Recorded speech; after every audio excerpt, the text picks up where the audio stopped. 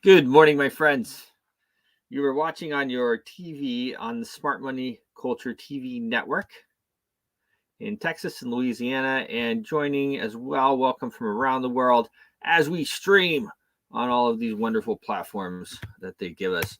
I think for the first time, we're streaming on Rumble as well. Streaming, just set up that thing there, just set up that channel, and we'll see. We'll see. You have to do a couple things before they let you stream. I've been uploading some videos over there, Impact Money Show, but hopefully we're streaming today. We'll see as things go on. Pretty interesting day. Of course, we have a 0.7 magnitude earthquake over in Japan. Pretty big earthquake. I haven't gotten a whole lot of news out of that. Just saw that it was happening. We have, of course, the markets are in a bit of rebound. Dow futures are lagging, though. Notably, Dow futures are lagging. Dow futures are still down, but the rest of the market seems to be recovering. I ran signals yesterday that they are not going to retaliate now or whatever. They're going to be a little bit more strategic about everything. That sent the markets up. Of course, everybody, even as you're buying into the dip, you're thinking, okay, it could go lower. It could go lower. It could go lower. Dollar cost average, as we always say, very good strategy at times like this. And if you did dollar cost average into the dip like we did, you're pretty happy right now. Hopefully you did.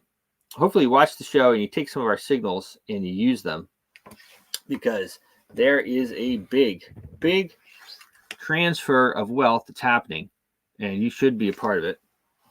I had a great interview with my friend.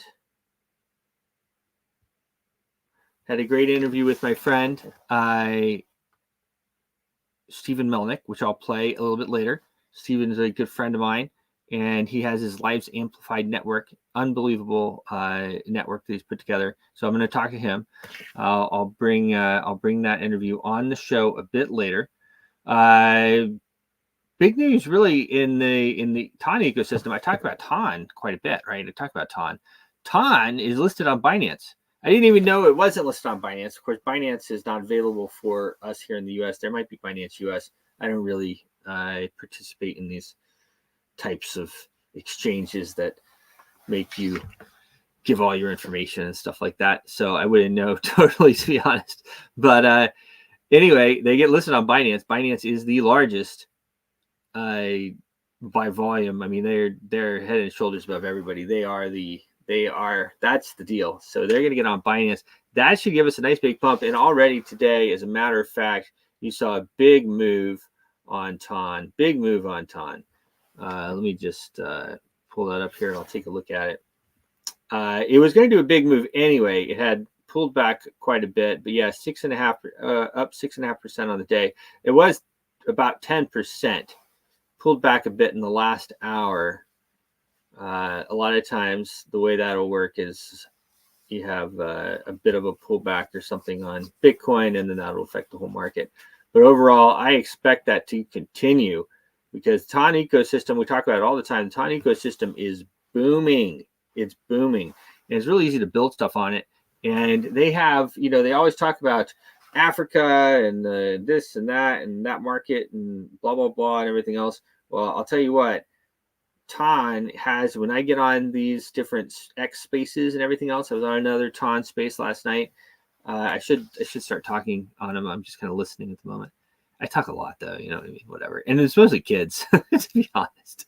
But that's what you want to see, right? It's kids from like Africa. It's kids from Asia. It's kids. And that's what you want to see. You want to see that there's a lot of kids on there, because the kids, that's who, that's how we grow, right? Is we get the kids on there. So that's what I see with the TON ecosystem. That listing on Binance, I think, is going to play out in spades for them and for us. Of course, I'm long on TON as well. I am long on Dog or Flower. One of my favorites there. I talk about them all the time. And Dog or Flower is looking pretty nice too.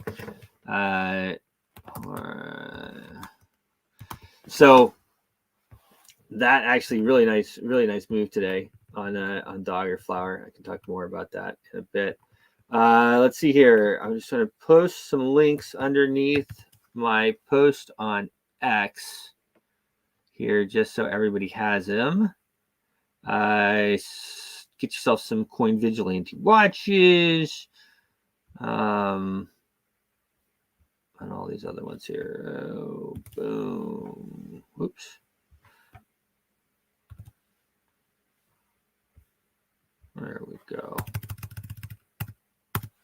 Also, Money 2020 is coming up. And as well, if you're in the DC area, we have another GBA event. The Government Blockchain Association event is coming up as well next week, I believe. So, all right. Let's see here. We have the Kamala and Trump are rallying the voters. They're both rallying the voters. I got to tell you guys, I know I've said it a couple of times before that people are pretty happy. They're pretty happy with Kamala.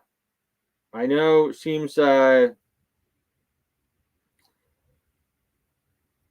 it seems like to a lot of the Republican voters are like, oh my God, Kamala this, Kamala that. Oh my gosh, I can't believe it. The Democrat voters are pretty happy with her. I talked to one of my neighbors yesterday, and he said, yeah, I wasn't even going to vote for Biden. He's like, but I'm pretty happy with Kamala. So yeah, take that for what it's worth. I think that they're both very polarizing figures, whether it's Trump, and I don't say it in a bad way, but whether it's Trump or whether it is or whether it's Kamala. You know, Kamala gets on stage yesterday or the day before, and she talks about, you know, her and this guy who everybody hates. This guy, her VP, whatever his name is. Never heard of the guy really, and draft dodger or something, whatever he is, and everybody, you know, to gun this and gun that, and we're gonna take the guns and we're gonna do this and we're gonna do good morning. And I mean, it was very radical. I told my neighbor, and he goes, well, that's not radical. I go, well, that's radical to me. And that'll get out the vote. That'll get out the Republican vote. And so you have two figures here right now that are running that are probably going to get out the vote for both sides. They're both going to get out the vote for both sides. That talk of, gun control and everything else, that will absolutely get out the Republican vote.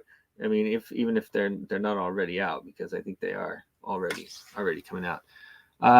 Youngkin in Virginia, right next door to me there in Virginia, has signed an executive order that's aimed at stopping illegals from voting. And so that's pretty interesting as well. You know, Virginia really turned blue for no good reason.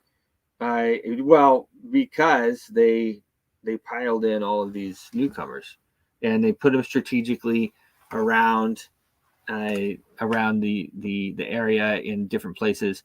I mean, you know, you have certain places in Northern Virginia. I mean, it's so far Democrat.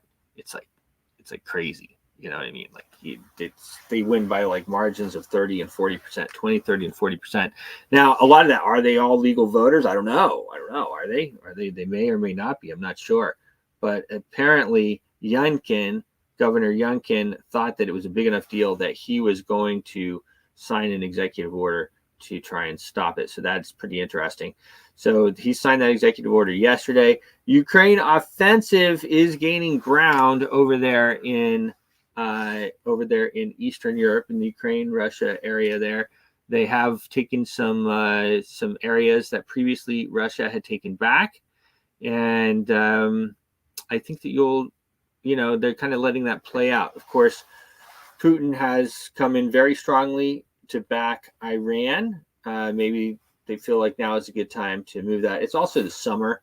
And summer, if you're going to fight a war over in Eastern Europe, summer is the time to do it, man. The winter is rough. It is rough over there. So that offensive is going well for them at the moment. The UK, as we warned, the UK is now arresting protesters. They're arresting social media posters and everything like that. And that's part of what I've said from the onset of these protests. And it's not that I against people protesting in general, but we want to protest against the right people. And you also don't want to, be burning places down and stuff like that. It's not that's not going to help your cause. And as well, poor people. Let's not have poor people fighting poor people. Let's have poor people protesting against the people that are actually in control and making the laws and everything else. So let's talk more about the markets. I got my main man here, Sir Matt the Great. Matt, how are you? Hello, good morning. I'm good, thank you. How are you, Bruce? Oh, doing pretty good. It's funny. I will wake up a number of times during the evening or during the night, and I didn't wake up once. I just went to sleep. I woke up. I said, "Well, it must be like 1:30 or something." I said, "Oh, it's 5 a.m. All right, let's go. Let's go." Always a bit worrying when you hear about. Well, I mean, that war is worrying no matter what. I mean, we both agree on that. Yeah. But obviously, we want it to be over. You hear of Ukraine gaining ground, and then you think, well, that's backing Putin into a corner. So it's all very. It's worrying no matter what. It's like you get some news and you're like, okay, well, Iran kind of signals that they're not going to do anything, which I think, obviously is probably the right move. I mean, you hate to be the last one that takes the hit, but I mean, come on, guys. And then you have, but it's like in the same breath, you have what's going on over there in the Ukraine. Obviously, Putin's going to respond. I don't think that Ukraine's going to be able to hold that ground. And we're going to see more deaths. I mean, we're talking so many deaths. We don't talk about it that much because they don't really publicize the deaths over in the Eastern Europe. But it's like an astronomical number. I mean, these guys, they'll lose like thousands of men in a day. It's like crazy. Yeah, it's absolutely unbelievable. It's shocking. We don't hear about the number of deaths. But yeah, it's like trench warfare. Like we're talking like World War II style, like horrible. Yeah. Yeah, terrible. Anyway, onto the markets. I've shared my screen. I trust you can see that. Yeah. Here we go. Looking at the DXY, the US dollar index. The US dollar index, yeah. So we had news out of Japan. So obviously we had the news the other day. They raised interest rates by what seemed a small amount, but it's actually a massive amount, caused that big carry trade unwind. And it's a combination of that and a combination of the employment figures out of the US. So a bit of a perfect storm, only a couple of things coming together that were very negative for the market. Now, hopefully, we're out of that. We'll see. At the moment, the US dollar appears to certainly have bottomed, and it's pushing higher. Now, we had a perfect ABC on this push down here, where the C wave was 1.618 times the A wave. Times this first wave here. But it actually rested perfectly on the support line here, this supporting trend line here that I drew basically just from the touch points, pretty well from the touch points on below and above. And it's containing the price quite nicely at the moment. And longer term, I think we do need to perhaps zoom out a little bit to try and get some idea of what direction we're going to be heading. It looks as though we most likely break to the downside after this. So we'd probably complete a further push higher, then break to the downside.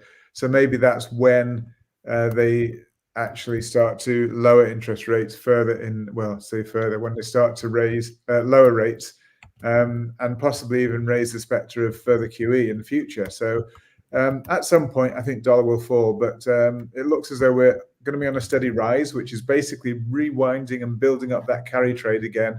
As we know, when there's a crash, we know that the Japanese yen will fall. I just wanted to touch on a couple of tokens that I featured on my X. So I'm just going to touch on X here. So one of them here, Avalanche, it actually got an upgrade from eBay, which all good. So what I do, I use the eBay tool to identify assets that may have been upgraded or downgraded. And I'll take a closer look because obviously there's thousands of assets out there. I can't look at them all. So I use eBay just to sort of fine tune and allow me to focus in on just a few that I can do some more in-depth DD on. So Avalanche, AVAX was upgraded. So I thought I'll take a closer look. And Avalanche and they have a good ecosystem. This is a robust economy. Yeah. Just looking there, the volume, I mean, trade volume was down a bit. Obviously, the markets were down And yet you can see here 24-hour trade was down, the volume was down 18%. The price was down 3% in 24 hours, 7 days down 18%. So it's all looking negative on the price perspective, but it's still got the upgrade from eBay, and there's reasons behind it. And it is an AI system that looks at a lot of different things, and it uses very complex computing to be able to work out these upgrades and downgrades. So anyway, Avalanche got the upgrade. So I think, right, I'm going to take a deeper dive into Avalanche. So I looked at the price history going back a few months, and I can see from the peak we had there back in March time, we basically had an ABC down. The C wave is just beyond 0.618 times the A wave down. So a fairly reasonable correction. But what I found more interesting was we got bullish divergence. And we know from a number of times we've looked at this, is one of the more accurate tools to identify or to indicate when an asset is going to change direction or even continue direction, depending on which kind of divergence it is. Now, when you get, this is regular bullish divergence. When you get regular bullish, it means a change of direction. And so we're expecting a change of direction from a declining price. We're expecting it to start to rise because we have regular bullish divergence. And that is basically when you get lower lows on the price and higher lows on RSI. And what's interesting here as well is we actually had oversold RSI below 30 here. So we get the regular bullish divergence, we get oversold RSI, and we get a nice ABC Elliott wave structure on the way down, falling to about 0.618. And if we looked at the percentage, the fib percentage of the overall move, I'm sure it would be an important number. So I'm expecting most likely a good move up. So from a risk reward perspective, it looks reasonable. I'd be interested in looking at this further now. So as I say, I used eBay to identify it. I'll then do further DD. It's one that I'm really interested in. As you say, it's a good ecosystem. It has good trade volume, and it looks, it's an amazing asset. So bear in mind, the thing that I just mentioned has good trade volume. So I will focus on another, actually, I'll just jump straight down to it at the moment. This is one Harmony, which I used to love this token. But I did say when it got to the top, I was saying it was a sell, and that was somewhere around the 40-cent mark a long time ago. We're now at 1 cent. We actually dipped to 0.8% over the weekend. But the interesting thing is every candle is the same. And what this tells me is one Harmony, it is still alive. It's almost on life support because there's very little actual trade volume. All this trade volume here, all these trades appear to be from automated market making. And so it moves with the markets. So wherever the markets go, it goes. So it's like just drifting in the wind with the markets. And it's actually using the automated market maker to put in trades, buy and sell trades to give it the trade volume.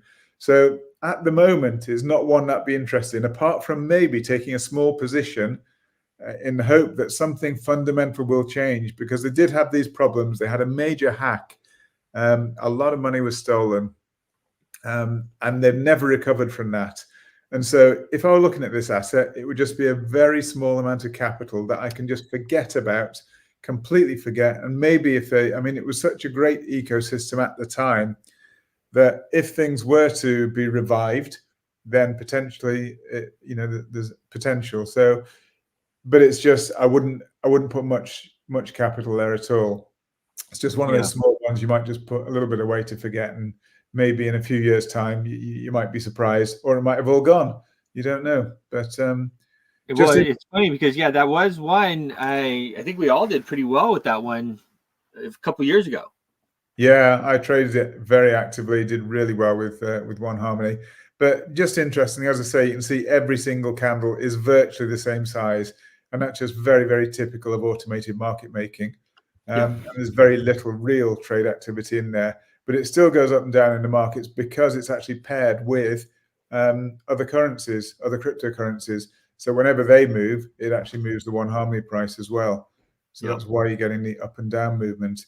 So the one above, we did touch on, obviously we looked at Avalanche, and the other one I wanted to look at, just again, it's we didn't plan this, but this is Toncoin, and it got Yeah, another Toncoin. upgrade by eBay. So it's actually been bouncing around a little bit. Obviously, but it's really highly rated. I mean, a AA rating is next to the highest possible rating, and it's a relatively new token. It's got a massive supply, etc., but it's got tremendous prospects. So that AA rating, you can see it recently got upgraded to AA again. I thought, right, I'll take a closer look at this. So I'll tell you. So they just got. I mean, like 4 hours ago, as I woke up, they just got Binance announced their listing, Ton. yeah, and that probably has. I mean, it's amazing that we got the upgrade before that listing, before that listing announcement came out, and then look at it. It's done. I think it's 18%. We'll have a look at the actual charts in a minute. But when I looked at it, it's up 18%. So we had a great sell opportunity. Now, this is the opposite. We looked before at regular bullish. Now, this is hidden bearish divergence. So hidden bearish divergence, this tells you of a continuation of the downtrend. So we've got a downtrend from here to here, whilst RSI peaks were increasing. So basically, you got higher volume with lower prices, effectively. So that's telling you there's more downside to come, which is exactly what happened. I didn't look over the longer term, and I can't do it just on this chart. Maybe we'll look later. But I would imagine there's probably some long-term divergence here that would tell you of the move up. But that move up was amazing. And when we talk about amazing moves up, then of course we have to talk about XRP. So I'm just going to go on to the main charts. XRP leads the recovery. XRP. So where is XRP? Here we are with XRP. So yesterday it was up about 25, 30%, something like that. So remember we spoke about it yesterday and we said, okay, we've completed the W, in fact, going longer term back, the WXY correction looks like it's complete, and we've started to move to the upside quite nicely. So saying yesterday, it's looking really bullish because we had basically 5 waves up here, 1, 2, 3, 4, 5, a correction down, or it could have even been 5 to here, then a correction down, ABC, expanded flat correction, and then moving up quite strongly. So we said yesterday, and again, I remember talking so much about these wicks here, said we had this long wick below, it tested below and failed. And I said, we can expect some good upside to come on XRP. And lo and behold, as so often happens, we say, we can tell it in the chart, and then sometime later, something comes to validate the chart reading that we gave out. So the charts were telling us we're expecting a pump in XRP. We came out in advance yesterday. We knew nothing about the SEC ruling, but the SEC came out with a lot more clarity about XRP. Yes, they got a fine, $135 million. It's which, like nothing. I mean, $135 million for Ripple, and they're not a security. I mean, they're releasing $500 million of tokens every month, so it's it's less than it's a quarter. What is it? A third or something? Less than a third, a quarter or a third or something of the monthly token release. So that fine is, it means nothing to them really. It means nothing to them. That's but and they're not a security, which is pretty crazy because I've talked about it before. I mean, I remember back in the day they were just selling the tokens on the website. Yeah. And it's great that they're not. It's great.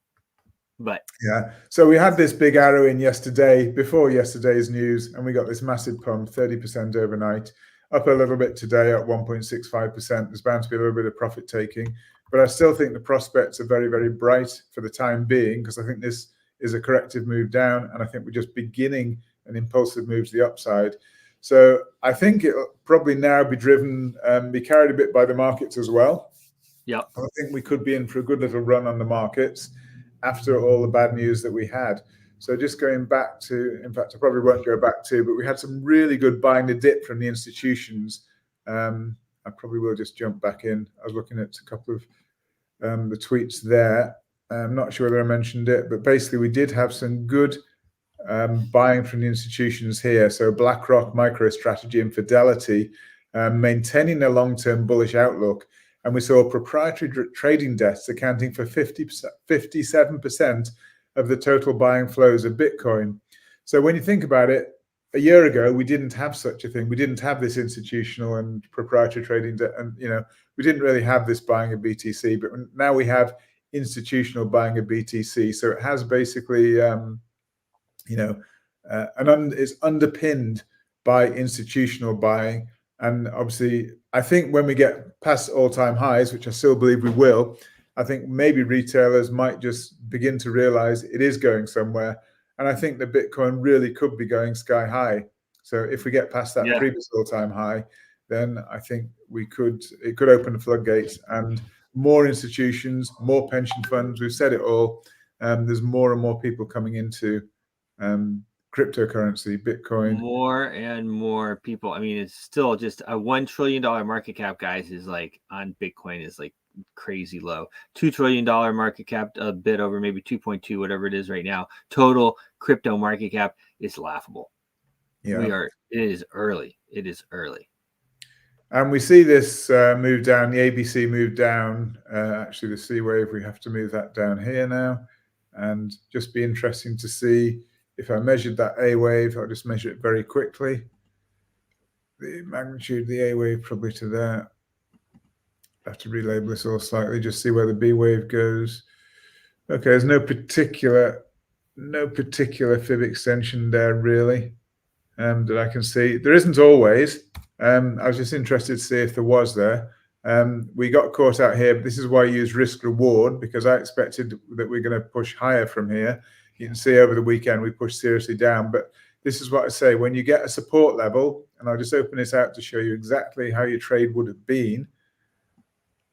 We had a support level at this level here, the bottom of that level there, and that level there. Now that's a support because that dipped down there. It means that price tested that level and was rejected and went higher.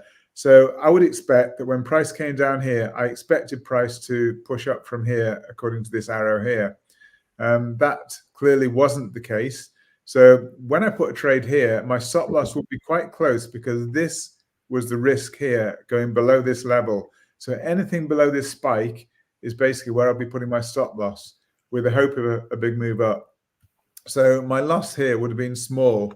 So we do occasionally take losses, but it's very important not to place your stop losses arbitrarily. Just say, oh, I'll do it 5% below, 10% below, whatever it might be. Put some reasoning behind it, some logic behind it. So here, as I say, price tested lower, it failed and pushed higher. So when it pushed back down, yes, I'll do a buy, but I'll put my stop loss just below this level here. And that's what I did.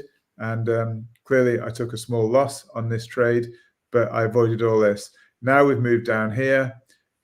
Again, I'm probably not looking, if I were to do a trade, my risk would be here, but at the moment I wouldn't be taking a trade on this right now. The markets are still a little bit uncertain short term. I know in general are looking positive, and we've got some really good moves overnight. Some of those really active coins, I mean, Toncoin is still up 11% even now. That's amazing. Some of the other big movers as well. I mean, Booker Memes up 7%. It's had a big move up yesterday. And what else is there? There's Jupiter Dex. That's up 8% today. So we've got some really good solid movers up today. All cryptos, virtually all cryptos are up. The one that we were looking at that caused the turmoil was the yen. We can see here the dollar against the yen, and this is the unwinding of the carry trade, looking as though it's rewinding a little bit. It's actually looking reasonably constructive. And as I think I said, I didn't say, but the Japanese central bank came out and said that this isn't going to be a concerted, ongoing set of rate rises. That was just a one-off. So that actually calmed the nerves of the markets. And so we saw some really good rebound on the market. So we look here at S&P, for example. We did get a nice little rebound, but again, there's still uncertainty. As I said, there's still uncertainty. Like I said, Dow futures are down. You see recovery kind of all over the place, but man, it's tepid. It's tepid. It's just the geopolitical. Everything is just uncertain. Yeah, I won't have confidence, as I say, until we exceed this dotted line here, because that would tell me that this is just an ABC down to here, and we're going to be pushing higher in an impulsive fashion. But until we do that, we can still go lower. So I would not be taking a trade right now. I wouldn't be trying to catch the falling knife. We don't know how low it's going to go. I am hopeful that we'll get a rebound, and I think there's some reasonable signs out there, but I would not take a trade at this level. If I were desperate to take a trade, my stop loss would be just below this spike here. And, you know, that's still a relatively big move, but yeah, my stop loss would be below that spike, this spike down here, just below there. So if I were desperate and really wanted to take a trade, you should never be desperate to take a trade. And that's actually one of the big problems that people have. They get addicted to trading. They want to take a trade no matter what, and they'll look to take a trade. But over trading is like, that's like one of the, I mean, everyone's done it so much. Over trading. Yeah, it's probably the biggest danger that retail traders face, because trading is actually the most important thing. They talk about fear and greed and so on. It's discipline, actually. And discipline is what controls fear and greed. And the discipline allows you to buy in when markets are crashing and tumbling, not to catch a falling knife, but to look for the right signs, maybe a Fibonacci extension, but manage your risk reward properly. It's all about discipline. You have to be disciplined. If you're not disciplined, you will wipe out at some point in time, no doubt whatsoever. You can be lucky 1 or 2 times, but you'll wipe out. So you have to be disciplined. Have yourself a set of rules, even if you write down those rules, and always stick to them. And then you can actually monitor what happened, how successful you are, as long as you stuck to rules. And you can then modify those rules possibly in the future to try to improve. You can find out which rules didn't work for you, which rules didn't result in winning trades. So again, discipline, documentation, doing everything like a business. And it's not a game. You know, I hear people talking about they play cryptocurrencies and stuff like that, like it's just a game. It's serious money. It's actually a serious asset class now, particularly Bitcoin, Ethereum, and I think Solana, you know, is very, very serious. Toncoin, there's a lot of serious assets out there now. And it's not a game. It's serious money, and serious money to be made, but also to be lost if you don't do it in the right way. That's right. You can make a lot of money. You can lose a lot of money too. Absolutely. And actually, you're much more. You have you traders trading against you, so you're only 5% of people win their trades. So you need to be careful. You need to trade smart. Yeah, the odds are definitely against you. Because they, as we've said so many times, the market makers, the big institutions who are effectively, you're trading on their platform, they can actually see where your stop losses are, how much money you got, where your wipeout point is, etc., etc. So they definitely got an advantage over you. So you have to be very, very disciplined and understand actually understand what they know about you. If you don't know what they know about you, then you've got a problem. But they do know exactly how much you've got and where your stop losses are placed. Looking at ICP. ICP has been a great one, and at the moment it's looking quite positive. But we do. I mean, again, if I was to do a trade here, my risk would be below this spike down here, below this level here. I can't see exactly where I measured it from, but I can see we went to a perfect extension here, 2.618. So potentially that could be the end of the move, or we could go lower. So if I was doing a trade, my stop loss would be just below this level here, and I'd have bought in around this spike here, potentially. Downside here of 1 unit, upside, even if I go to here, is 2 units. So it's a 2-to-1 risk reward. That's fair enough for me. As long as you're minimum 2-to-1 risk reward, and the likelihood is that the markets will probably go up, but if they go down, you lose 1 unit. So 2-to-1 risk reward, you need to win half as many trades as you lose just to break even. So hopefully you'll do better than that. Solana's been a really good one. Again, we've had what I think, and I mentioned this yesterday, that we had a very nice ABC move to the downside. And what I was saying yesterday was that the wave 3, if this was 1, 2, 3, 4, 5 as a leading diagonal, it actually can't be the case with Solana, because this wave 3 is shorter than wave 1 and wave 5. So it can't be a leading diagonal. So as far as I'm concerned, it's an ABC. And so that's why I expected from this spike to get a good solid movement higher. And I actually said I was talking to people at the time when it hit 110. I said that's the time to buy, and it exactly was. Just over 110, and it's moved up really nicely. We're 153 right now. So in percentage terms, 43 out of 110. I mean, you're more than 30% higher in a couple of days. I mean, if you bought in Monday, today's Thursday, so 3 days. You're pretty happy. 30% in 3 days. You're going to be very happy. And this is one that I'd be basically looking to protect my trade. I'm holding Solana, but protect your trade. If you got in at those nice levels, protect some of that profit, because if you're wrong, and you can always be wrong. Anybody can be wrong. At least you're guaranteed a profit if you got your stop loss now moved up into a profit position. If price were to go south, then you get a profit no matter what. But if it continues higher, and the expectation is that this being an ABC, the expectation is we're going to exceed this start of this A wave here, which was 209. So we're 153 now. So still in percentage terms, you're talking another 30% higher, more than 30% higher, if we get to 209. And it should go beyond 209. So if this is ABC, we should go beyond 209. So already 30% up in 3 days, but a further 30% minimum to exceed that level. So that's very, very big potential gains just from getting into this trade and now protecting it. So it's risk-free trade, which is amazing. They're exactly what you want. Gold is still chopping around. It's not really gone anywhere. It's that stable asset that so stable through this whole thing. Yeah, again, potentially we may be pushing down a little bit further at some point. But as I say, I've said for a long time, I think we're heading to new all-time highs on gold. So definitely should be part of any well-balanced portfolio, because it's a non-correlated asset. Definitely one I'd be very interested in. I saw an upgrade as well, I think, on Litecoin. It's one that's been hanging around in the doldrums a little bit. But we know Litecoin, when it does move, it can move quite aggressively. We appear to have had, and again, like that other asset, the C wave did lower than I expected. But I'm not quite sure why I've got the support in here, but I had a support line drawn in here. We didn't quite reach that support. So from this level, we got the spike down, which means, again, price tested lower. It failed to go lower and actually pushed back up again. So we found buyers. When price dipped down, we found buyers very rapidly. This is a daily candle.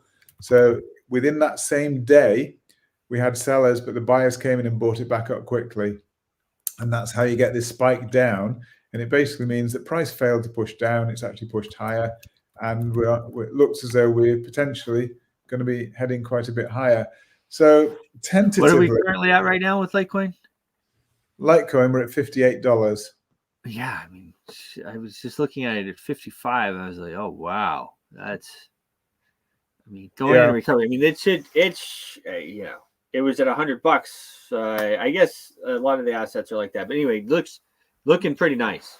What was very interesting, I think, just I'll finish up because I guess you've probably got a lot to do still on the show. But this triangle here was telling me a triangle, remember, is a pre-terminal wave. So WXY. So following that, so after a pre-terminal wave, you have a terminal wave. And the terminal wave was the Y wave, which actually is made up of ABC. And that's precisely what it was. So I knew from that point we were going to get a substantial turn lower, which is exactly what happened.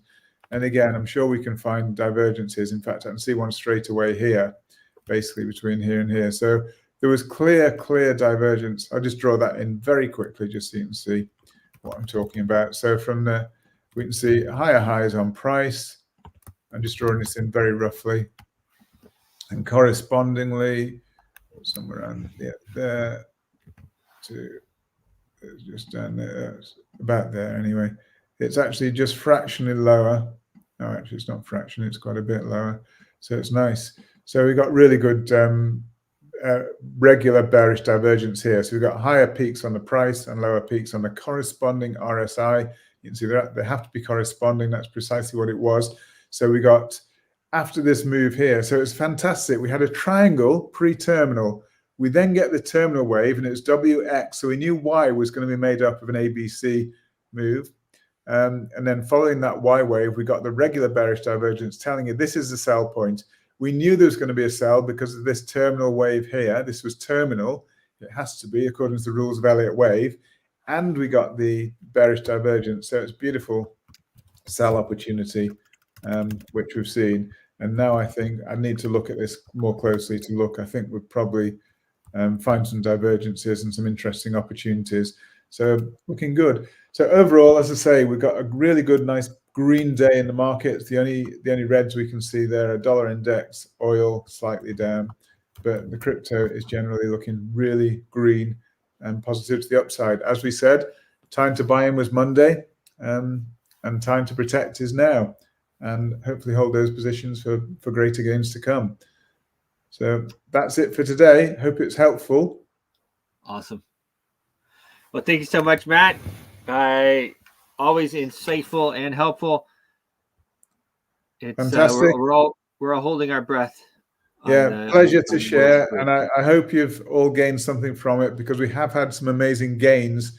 Things that we featured on the show have been, you know, though we say it ourselves, been pretty spot on in terms of calling the markets both up and down, and some great opportunities to be had there. So thanks again. Look forward to catching up tomorrow. Amazing. Cheers. Well, there you have it, folks. The great Matt Dixon with the market report there. Some nice scrumptious moves. If you hopped in there on those dips, you've done quite well, man. I'll tell you what, $49,000 Bitcoin. If we go up from here, you're going to be remembering that, man. 49,000. It hit 40. Remember, it hit 49,000 before it jumped up to 100. You know, that's the way it works. But still looking pretty nice. But again, you know what he talks about, and what Matt talks about a lot, and this is trading strategy. This is how you professionally trade. This is one of the reasons why we do the show. One of the reasons why we talk about this stuff is because you don't just jump into the market. You want to wait until you have confirmation of different moves. Even though something could look very, very scrumptious, very, very nice, you could just go in there and be catching a falling knife, unless you just want to put some dollars in there and kind of walk away and watch it or whatever, or it's just a gamble. Just understand that it's a gamble. If you want to trade and make money on a consistent basis, you want to follow these signals, and we talk about it. We talk about it every day, and you can see how we draw it in there. Draw the lines. Okay, here's the support. Here's where we want confirmation. So once it passes here, we have a confirmation that this is this type of wave or it's that type of wave. And then we can, with reasonable expectancy, say, okay, this is going to happen or that's going to happen. And that's how you trade and win. So hopefully you guys are watching and following along. Maybe we'll make some trades. I am working on getting some stuff together where more people can participate. So that'll be a lot of fun. We do have even while we are, let's see here, even while we're talking, Dow futures have moved up considerably. It looks like they're pushing forward for a green opening. We'll see. Bitcoin has had a move at 57,380. It's sitting at right now. Let me just kind of toggle around here. Sometimes even as the show, this hour that we do the show, it's one of the reasons why I like doing the show at this hour, because it's a very important time of the day to do stuff. So people wake up, people like myself, people that are trading and whatnot here on the East Coast, they wake up 5, 6 a.m. and they'll decide what they're going to do. They're going to go long, they're going to go short, all these types of things.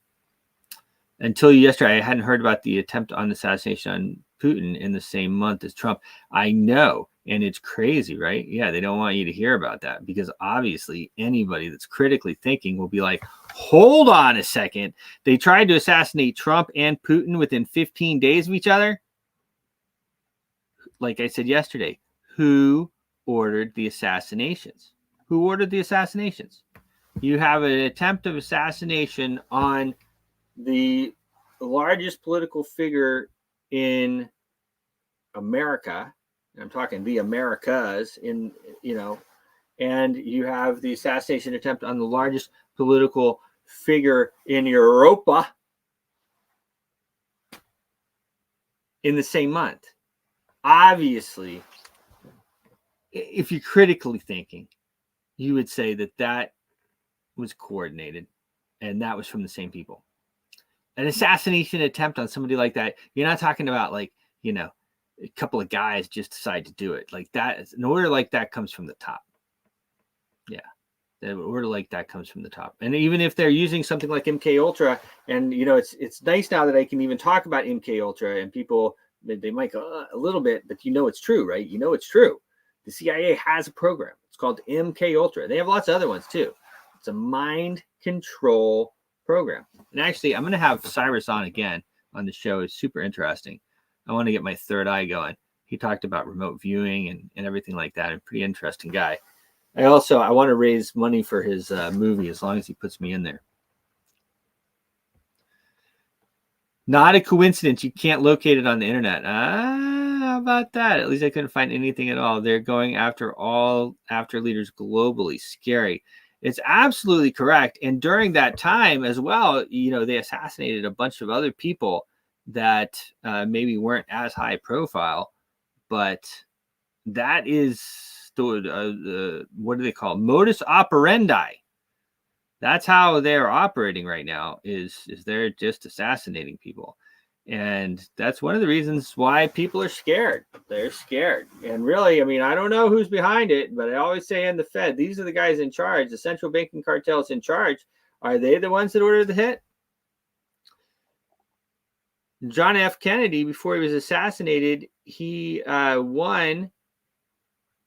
He won, of course, was going against the central banking cartel with the money. He was printing up silver-backed dollars that were from the Treasury, not from the Federal Reserve. And two, he made AZC, which was the American Zionist Council, register as foreign agents. Hungary just did the same thing. They made them and all NGOs that are funded by different countries. If you're funded by another country and you're lobbying in the United States or in another country, you should, I think we can all agree, you should have to register, and we should know where that money's coming from. So after he and the Fed, the central banking cartel, and AZC, they're all, they're all Israeli. You guys know that, I'm sure, right? They're all Israeli, central banking cartel. So after John F. Kennedy made the American Zionist Foundation register as foreign agents, he was assassinated. And then they just continued as their subsidy, AIPAC, and they never registered again. So they did register. The AZZ did register, but then they just, once he was assassinated, continued operating under AIPAC, and they never registered again. And all that is history. Anybody can look it up while they still haven't erased it. And then AIPAC is, fast forward to today, and AIPAC basically has bought off every representative that we have. This guy right here, he told us. It's funny on this thing. I have to point the other way. So for me, I'm pointing right now to him, but I have to point this way. So it's a little. This guy told us everybody has an AIPAC guy. So look, I'm as easy as the next guy. I love everybody. Okay, I do. I love everybody. I don't think anybody's inherently evil. Well, I guess some people are evil. I don't think for groups of people are inherently evil. I think even if one group of people wants to be better than the other group of people, that's fine too. It's fine for me. I say it every day. We don't have to like each other. We don't have to trust each other. It's fine. Let's just stop killing each other. Let's just stop killing each other. And if we stop killing each other, then we're going to start working together. And things are going to be okay. They're going to be okay. They're going to be all right. Ending life is the wrong way. It doesn't matter what religion you're in. That's the wrong way. That's the wrong way. Life is beautiful. Life is wonderful. You have to protect it.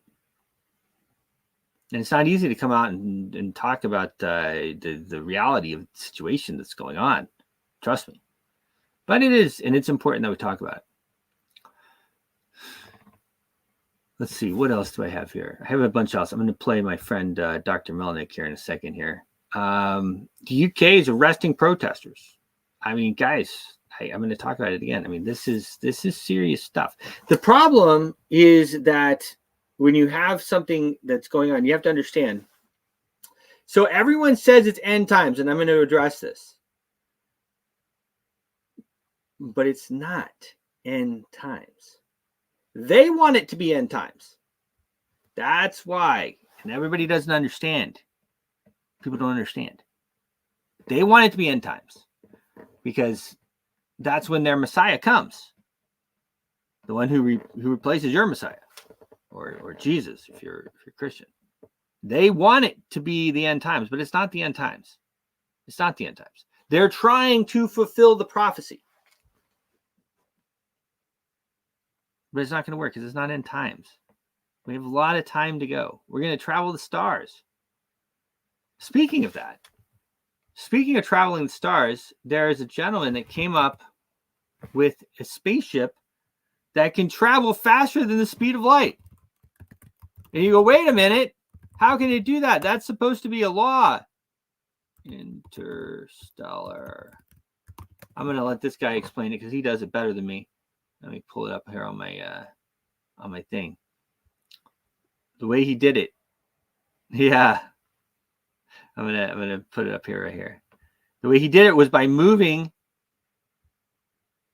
the space around the ship. The ship doesn't actually move. He moves the space around it. This is really interesting. I'm going to play it for you. It's just a real quick clip. We're going to travel the stars, guys.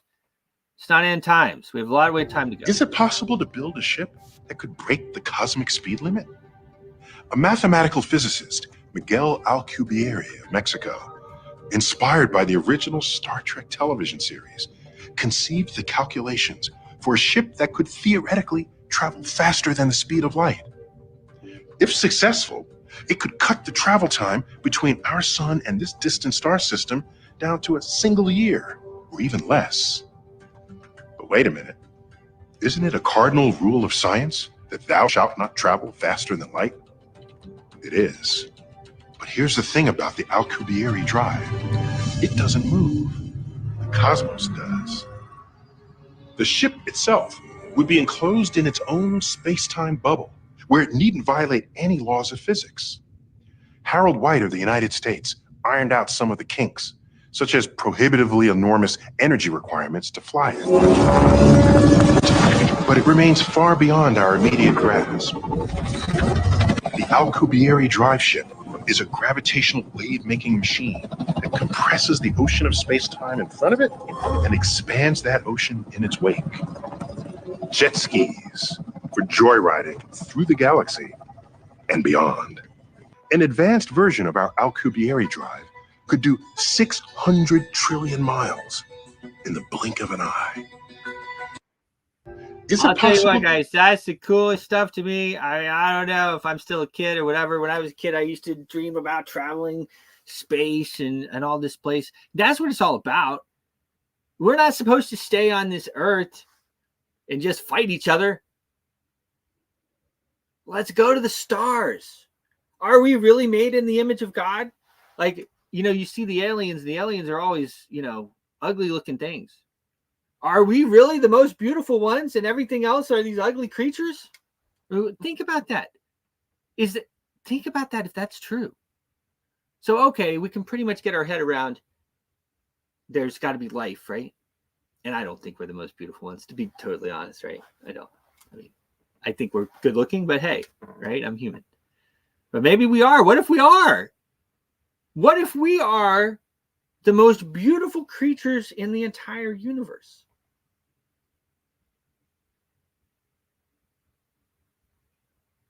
What if we're the ones that are supposed to settle the universe?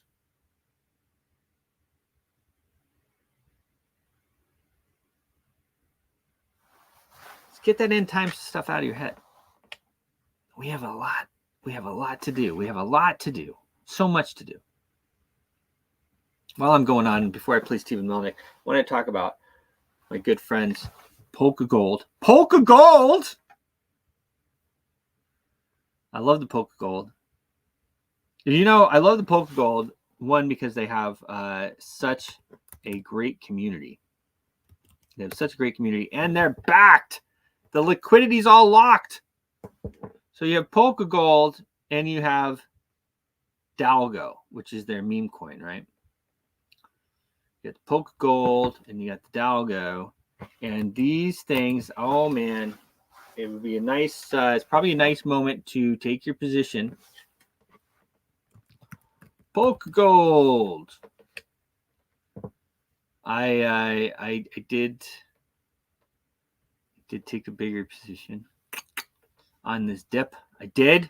Okay, I did it.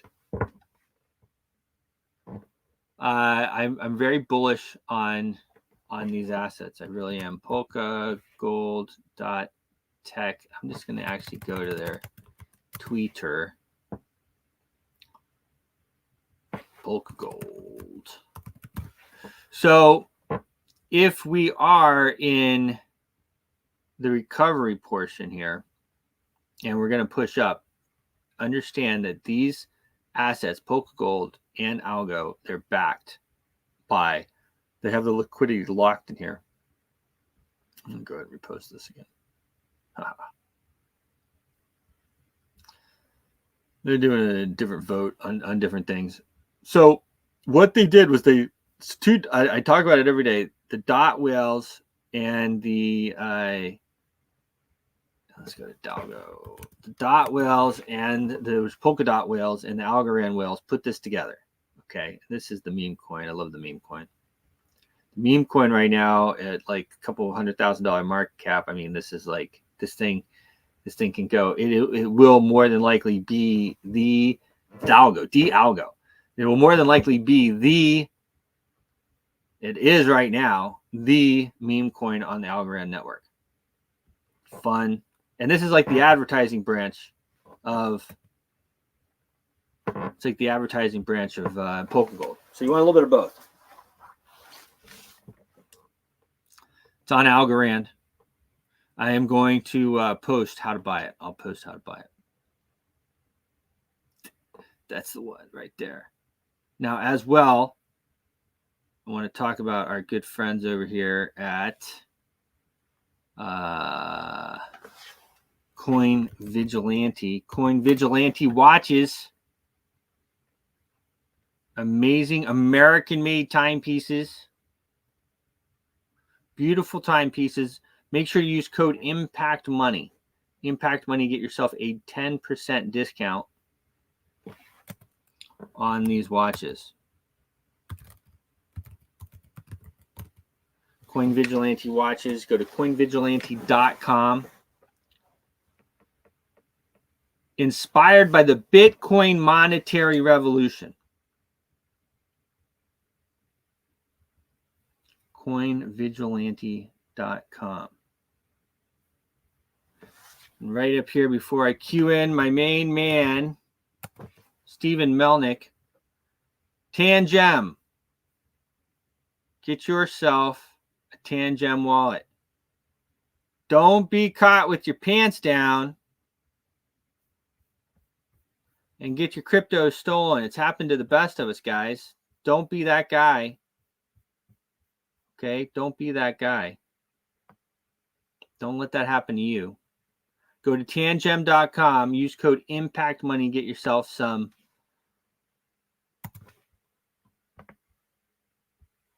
Now, I have my friend Stephen Melnick, a very good friend of mine with Lives Amplified. I'm going to play this interview that we had yesterday. Very interesting interview. go to the website, use code Impact Money to register, or contact me. Let's get you in here. Let's raise some money. There's a lot of stuff we can do here. This is Stephen Melnick. And we are back. I have a very special guest with me today, longtime friend. I know I've been teasing it now for a few days on the Impact Money Show.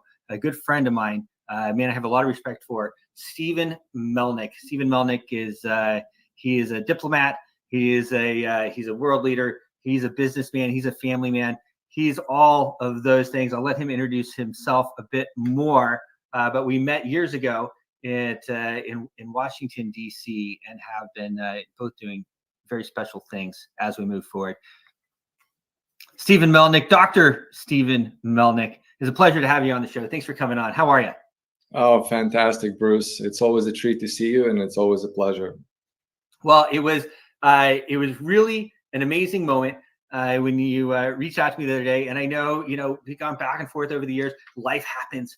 I'm on one side of the world. You're on one side of the world, like ships in the night as we go, right? But you reached out and you have put together this, with help, I see, this Lives Amplified program, livesamplified.org. And it's super special. And this is a brand that you've been working with for a long time, right? Lives Amplified. So tell me a little bit, first of all, about what brought you to this point, and then a little bit more about Lives Amplified. Sure. Well, just minor correction, but it's a major in my mind. This is not something that I put together. I mean, something like that on the global scale, of course, it requires a lot of people, and there's been a group that's been working together for quite some time, which we could talk about in a bit. But it is amazing, and the whole concept of elevating humanity, amplifying lives. I mean, at the end of the day, this is what gives all of us sustainable happiness, right? I mean, we satisfy our own needs, but then the mind always needs something else. But when we kind of take care of others, that's very sustainable. And so it's been a theme of my life for quite some time. And you're correct. And even when we met originally in Washington, D.C., that has been the theme as well. And so we kind of continue in that direction. And but as we all evolve, and as the world evolves around us, of course, what and how we do follows. So this is yet another element and another chapter in the evolution of trying to create a platform where we're all are able to come in and do what we do, but on a kind of higher impact level. In terms of how I got to it, I mean, we had, I remember originally when we met, we had kind of a very interesting conversation in this regard. But I'm originally from Ukraine. I came as a refugee over 30 years ago, and so the concept of working with people who come from nothing and want to get somewhere, it's not a theoretical conversation in my life. And yeah, and it's been an amazing ride. I'm grateful to this country. I got education here. I worked with the world's largest consulting firm and focused on capital markets, and did my stint, as they said, and it was quite uniquely successful. And the firm sponsored me to all these executive degree programs, actually, the first time in the history of this world's largest firm, which was really humbling and honoring experience. And I served as an advisor to one of the subgroups of U.S. Treasury Department when I led this initiative in my firm for kind of dealing with financial crimes and other things. And then ultimately I decided, this was nice, and it's time kind of for semi-retirement, although it was rather early age.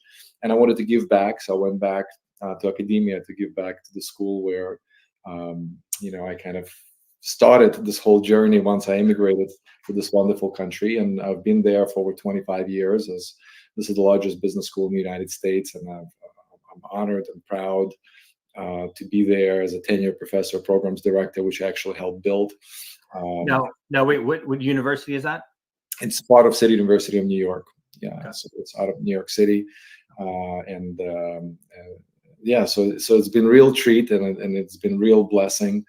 And I served in many capacities to give back in any way and every way I can, including as a regulator, as a chair of, or also member of executive committee of AICPA that regulates CPAs and personal financial planning professionals, US, Canada, and kind of many other roles, and founded actually a bar association for attorneys, first from Eastern Europe, and then it became national.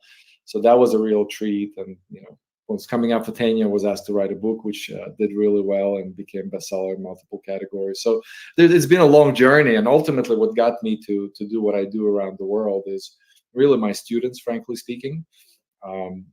After the first class of each semester, there would always be a few students who would come to me and say something along the lines of, Professor Malik, we appreciate you teaching law and business and all that other stuff, but we Googled you and you came here just like just like we did, with nothing, as an immigrant, and just teach us how to be successful. I mean, you've done this on Wall Street and academia, and I had my own TV radio show sometime in the community and other things, and bar association and publication. Like, how does it happen? And I never had a good answer to them, and ultimately, it translated into something that I ended up calling counterintuitive intelligence, basically, and taught it around the world, as you may remember. We met actually in a few places around the world when I was giving these talks, and ended up coaching some of the Fortune 500 executives, and then ended up, as an advisor to a few presidents, prime ministers, and as they say, the rest is history. And then I was asked to participate in global leaders forums, and my co-director, ran Davos Events World Economic Forum for many, many years, Dr. Richter. And so it's been also a blessing. So we've been putting together heads of states and help promote countries and bring opportunities into the countries into the world. And it's I thank God every day I wake up. It's a blessing to be able to do these things and meet amazing people like yourself who do incredible work, by the way. Compliments to you on your programming. I have been watching, and it's wonderful. People need information, and the more the better.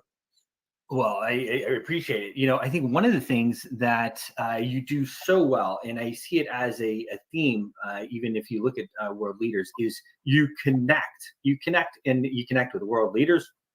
You connect with the workers. You are able to connect, and maybe part of that comes from being a refugee, right? And then coming up through, and then as a tenured professor, as you say, I mean, it's a heck of a journey, right? Anybody would be proud of it. And then continuing to help more people, and that's that's something else.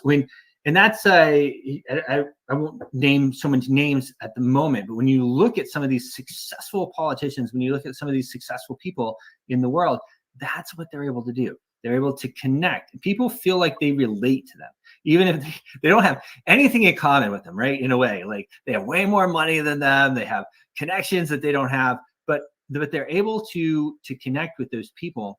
And you've done that very well over the years. My compliments on that. Yeah, thank you. I mean, it's always nice and beneficial to have been there and have done that, right? And so whoever we engage with, especially if you really want to have an impact, you have to work with masses, right? But you have to understand the pain and suffering people go through. And I mean, my first shopping in the United States for furniture happened in Brooklyn, in Ocean Parkway, and and it was every Monday, by the way, because that's when people would put out furniture they wanted to throw out, literally. And that was our furniture. That's how we started. And my first job when I came to this country, I literally cleaned bathrooms with my mother as a first job, speaking no English. I sat through, business school with a dictionary, and I would record every lecture. I would come home, translate every word, or practically every word, because we came here no English at all. I mean, I knew 5 usual staple words. So, but it's been a blessing, and one thing I've learned, in this country, and I thank God every day I wake up. I thank God my kids were born here. Sometimes I still have dreams of living, in former Soviet Union. And I wake up like, okay, was this all a dream? So I understand what people are going through. I've gone through it, and I know also what it takes, and I know what the opportunities are. And so when I, see and hear, I kind of process it from my personal experience, and I understand, and that helps, because sometimes also, you could get very much disconnected from reality. So I could see this in many different levels. I see it in academia. I mean, some of the colleagues, are so esoteric and so numbers driven. Sometimes they just live in the world that doesn't exist in reality. And and there's beautiful papers get published that nobody even reads, but there's Yeah. something to hang. And if you want to have impact, nobody cares about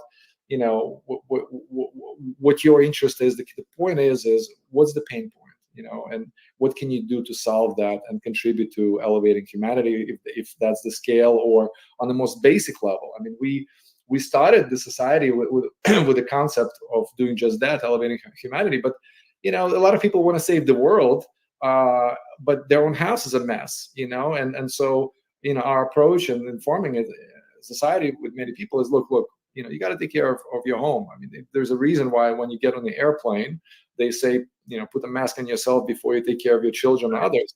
And it's not because they don't matter. It's just that if you cannot take care of yourself, you cannot help anybody else. So we kind of, there's an expression in few religions, you got to keep your head up in the sky, with God and bigger things, but your feet have to be firmly planted in the ground. And that's how I try to walk and talk and do, and try to kind of encourage others to do the same.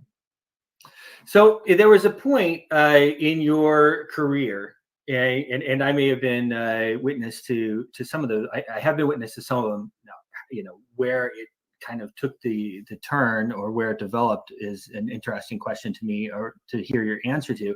But there was a certain point when you went from helping businesses, working with different corporations, to actually working with heads of state, working with world leaders, working with people who were trying to make their own countries. What happened at that point? And if you could describe maybe your thought process that was going on at that point. The question about transitioning, is that the question? Yes. What, I started, when I started on Wall Street, and I became a CPA, and then the firm sponsored me to executive degree in law, so I got my doctorate, postdoctorate. So I've done, I ran a firm that was practicing nationally, bearing my name, and it was always cool. But I would always ask a question to myself every now and then: am I doing what I should do? Like I try not to go on autopilot ever. I actually been talking. My youngest son's friends flew in, and they were visiting us, and they were asking me questions, and one of the questions was like, what do you think? What do you think the formula? What do you think like you've done really right? And they expected me to talk about certain direction, profession, this business, and the reality is what really worked for me is not to ever to go on autopilot, no matter how successful it is, no matter how good it is. And I've been blessed. Anything I've been involved in kind of tend to work well. And usually that sucks you in, and you just get kind of complacent, and you continue to develop. If it works, especially, why not? And with me, it was never the case, and the same with the personal level, by the way, with my wife. So I would always stop, every now and then, and say, okay, am I doing what I should be doing? And where I should be doing. The same with personal life. Are we doing the right thing? Should we have another kid? Are the kids doing the right thing? Should we get them involved in something else? Should we drastically change where we live? Because I always I cannot kind of deal with complacency, so to speak, no matter on what level it is. And so this question, and ultimately, like Maslow theory, right? When you take care of your basic needs and food, shelter, clothing, you always think about, okay, what bigger thing, what self-actualization is element of it is missing, and what impact can we have? And so what's really kind of been driving me and guiding me is, am I using the time that I have in this world, and my energy and my health, right? Because everything's interconnected, in a way that maximizes the impact and results. And so that was the question I kept always asking myself. Again, personal, business, family, and our kids at some point would laugh, actually, because we would go away with my wife once in a while, just a couple of days. And then as we have fun, we always talk about, and we sometimes come back, okay, well, guys, we're moving. Right. Yeah, I mean, and that's exactly how it was. But it also, you need kind of to come out from your normal routine, because the mind is so wound up. So sometimes you don't think clearly, right? That's why, it's good to pause, or just to relax, take a few days before you make some, major decisions. So anyway, to answer your question, Bruce, is it was always about, am I doing where, I generate the biggest impact? And this was kind of a natural progression, small business, medium, okay, helping transform businesses nationally, locally, around the world. And then, well, what else comes? And ultimately, I was blessed while helping businesses. Some of them asked me to engage with some governments and kind of negotiate and things. And that's when some governments noticed me. And that's how, it was all natural progression, basically. The beauty of this life is if you put out, the right, good things, right, and right energy, and you also set your mind in certain direction, things kind of evolve, and it's been naturally evolving process for me. And you're right, one of the many blessings that I've had is also, ultimately to move from kind of having an impact on local, national business, individuals, some families, right, that wanted me to help them represent their interests. Sometimes, some people don't want to stay in the back and have somebody handle things. But also beyond that, on the kind of country level. And you're right. Also, one thing that kind of came into my world is also help kind of develop countries and even create countries. And that's one of the big focus areas for me now as well. And this is where society also gets involved, because, there's a lot of tools in the box that society has to help countries develop. And we do that. And we this is very exciting path. It is. It's a very exciting path. And, for a lot of people will watch this. You'll watch it on your TV, maybe in Texas or Louisiana, or you'll watch it streaming around the world. It'll probably get replayed, so people all over the world will watch it. But if you haven't traveled around the world, it a lot of times you don't realize that there's new things happening all the time. And that, there are new countries that are being birthed, and there are these new relationships and ended, right? I mean, unfortunately or fortunately. So I always thought that was very interesting. And then if you fast forward, you talk about the evolution of things into this now Lives Amplified that you have right now. You have multiple former heads of state on here. I'm sure that you have heads of state that are involved. Like you said, you can't list those ones on there. They can't have those affiliations. Let's talk a little bit more about that. Let's talk about Lives Amplified and how the value add for people that may be watching. Yeah, well, I'll start at the end, and then we'll move backwards. But in terms of value add, Lives Amplified has 3 major focus areas and categories. We do want to impact the world and improve lives of people around the world, well-being of humanity, and that's kind of one focus area. And it sounds crazy when people have these conversations, and people who talk about trying to change lives and impact, the crazy people usually end up doing it. I believe Steve Jobs said it at some point, right? So it's been a treat in that regard, and that's kind of one direction. Another direction is, and then along that way to help those who try to do that and give them the platform. Another element is business, right? I mean, I come from former Soviet Union, so I know, the nonprofit is very important. Kind of the social element of it's critical, but as long as somebody is there to pay the bill, that's another, massive person of this life, Margaret Thatcher, who said that, it's all good as long as there is somebody paying bills, something like that. So there's a big focus on access, connections, networking, and everything else. And the third element is, which is as important, to be honest with you, is just personal fulfillment and life and joy. We don't believe in taking life too seriously, because otherwise it gets shorter than it already is. So with every engagement, with every event, we have some very, very special experiences, and our guests and members have an amazing time. And so, and one thing to understand also, now I kind of, so that's kind of the value, so to speak. And there's a lot under each element. And you are correct. It's amazing group. If you look at, the board, we do have, I believe it's the largest gathering of heads of states outside of the United Nations in the business setting. And you are correct. We have current and former heads of states on the board and involved with the society, and we even future, like somebody you're showing now, by the way, President Tuto from Bolivia. He served as a president, amazing gentleman, and he recently announced that he's going to run again, and we're quite sure he's going to win again. So we try not to keep, and we don't keep on the board current heads of states, because that, has not certain consequences. So if he does win, he's going to have to step out and do his tenure, and then as others then come back. But we do have also people who are senior government dignitaries who are involved with the society, and members of the society, and honorary members of the society, including ambassadors, including consul generals, current, representing many countries from around the world. And some of them, you could find on the website, and of course there are many others.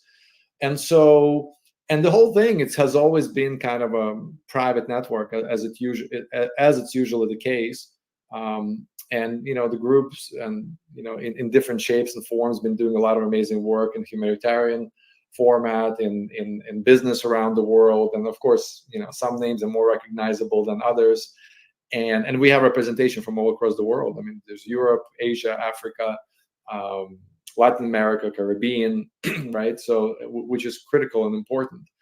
And so, and over the years, people have been learning and wanting to be involved. And it's a quite recent phenomena. The decision was made very, very recently to formalize kind of the engagement organization. And this is the counterintuitive part, to have a bigger impact on the world, to really, step back for the group and serve more as a platform that enables great people with great hearts, first and foremost, and minds, to get to the next level and to accomplish their goals, and thus to have a bigger impact in the world, right? Because again, it's all about, how can we have the bigger impact with the limited time and whatever else that we have. And so as a result of that, two entities were created. One is Lives Amplified Foundation, and that's NGO, nonprofit. This is where nonprofit related matters, and we help develop policies. We work with organizations around the world, and academic institutions, its leaders, etc., and of course, get involved with events, spending around the United Nations, the World Economic Forum, etc. And then the other entity is a business entity that does a lot of financing for nonprofit arm and generates cash flows for that, and that's Global Leaders Society, called Lives Amplified. And this is where we put together amazing events, and the focus there, as I said, is just to help our members get to the next level, and whether it's on the personal, professional, business, and that's done basically through providing unique access and connections. You're absolutely correct. And so we do that kind of in three main ways. One is we've been putting together very elegant, beautiful events in all, most famous and recognized places. And it's always high caliber networking, and we always have some of the largest family offices of the world, venture capital, hedge funds, executives of multinationals. But the idea was not to make it stuffy, So we do have professionals, we do have startups who are trying to get to that next level. And this was a big focus, because everyone, whether you're a startup or multi-billionaire, everybody wants kind of something next, right? So, and every single event, we've had a president or prime minister of a country as a special guest of honor. And it's not the situation the way you usually find. If you come to an event where a president speaks, they give a speech and then they kind of bolt out. So, because these are all members of the society too, so they always hang out and answer questions and form relationships, take pictures. There's a lot of videos and on the website, so people could see. Yeah, I might play one once you're done here. I'm gonna. Yeah. So and we always have special experiences. So in one event, let's say if we do, I believe in April we met in Argentinian waterfront steakhouse. So it was a beautiful venue. So we had Argentinian tango show, and time before, we had fire show with Black Red Caviar experience. And last event we did in Miami was South Beach, South Beach was an amazing venue. And so we had award-winning band, and Drew Estates came in as a sponsor for fine cigars, and we had some amazing spirits there. So it's always, it's always kind of to amplify both on personal and business level and relationships. Of course, it's amazing networking. The second focus is business, so in the deal flow. So because of the nature of society, its members, boards, strategic partners, anything on the local, national level, goods, services, capital raising, commodities, strategic partnership, all the way to global level opportunities, access to new markets, people interested in government contracts, and of course everything in between. And the third area, and this is the most interesting, Bruce, there are plenty of places with some networking and even quality networking. And yes, it's amazing. It's unique access, connections, and all that stuff. But what makes it even more different and unique, I would say, and I would even say uniquely powerful, is that when members join, they don't need to walk the march of how things operate. They could create completely custom experiences for themselves, what they want, and they do that utilizing the magnet that society is. Because you put on one side people who run countries, right? Presidents, prime ministers, and other dignitaries. The other side's the capital of the world.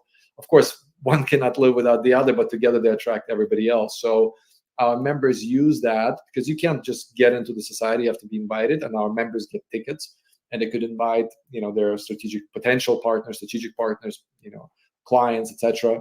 And of course, there are plenty of events, but people recognize that this is very unique and different. You just have to look on the website quickly, and you quickly get the idea. So we've been packed from day one, and that's been a wonderful blessing. And we created leadership opportunities, so people could serve as position of chair or council. Council is usually their focus area, their business or nonprofit. There's opportunity for that, and that many people, by the way, live all over the world and never even come to the events, but they become members.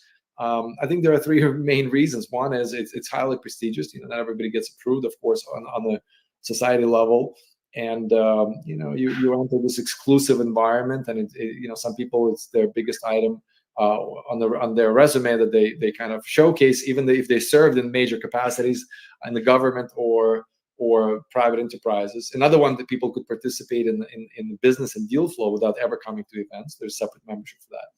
And the third is, and that's very interesting, some of our members actually taking a lead to create events in their countries, towns, and they use the society as a magnet to attract exactly whom they want to do business with, right?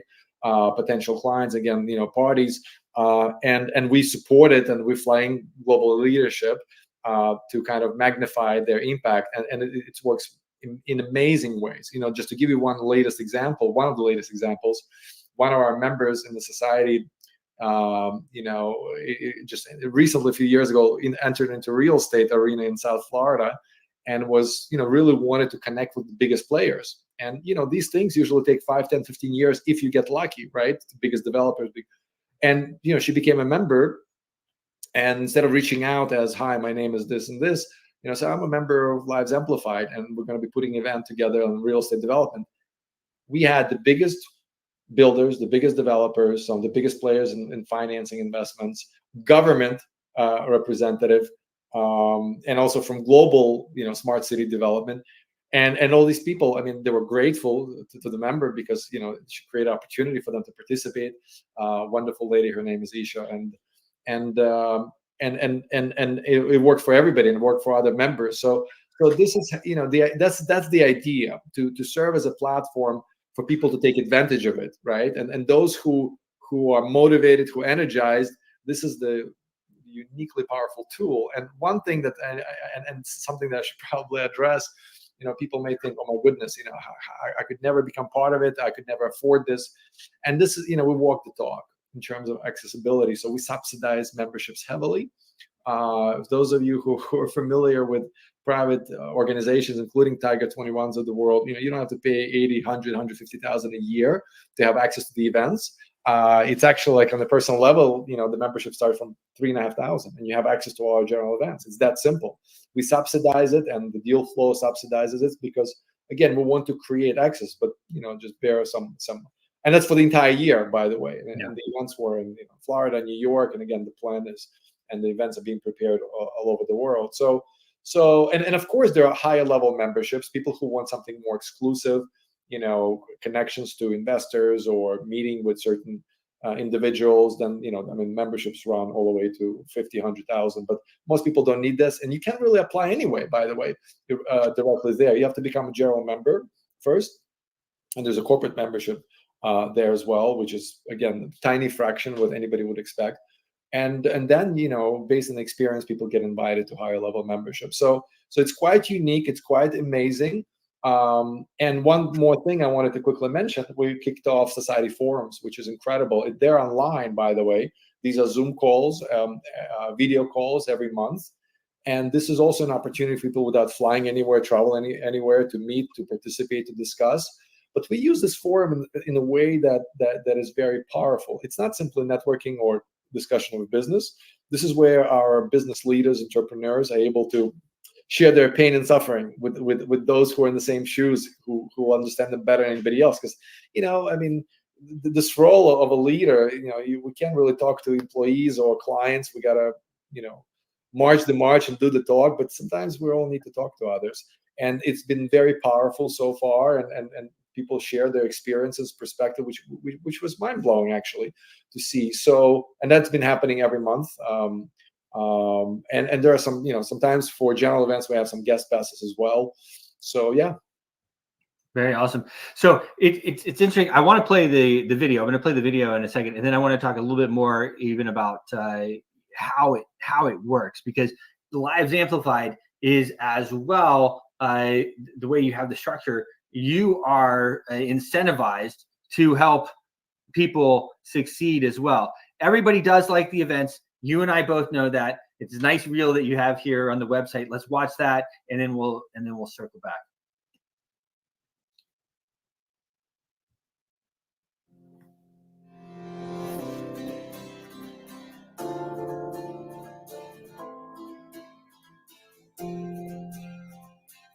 My name is Russ Wilcox, and I'm CEO of Artifacts AI. I think that this is a marvelous society to do good for the world. If we take a look at institutions like the UN, they have good intentions, but they lack the capital. Here at Lives Amplified, we're able to bring together folks from a variety of different backgrounds, both from the private equity side, from the AI side, from the development side, from the philanthropy side, and really create an ecosystem that can change the world. I think this is an absolutely phenomenal event. I think that the camaraderie is great, but it's amplified by the intellectual diversity, by the philanthropic side, by the money side. I think there's such an opportunity here. I joined as an individual member a few weeks ago, and I will be joining as a corporate member before the end of the year. This was the first event I've been to, and I was just blown away at every level, and I cannot wait to participate more.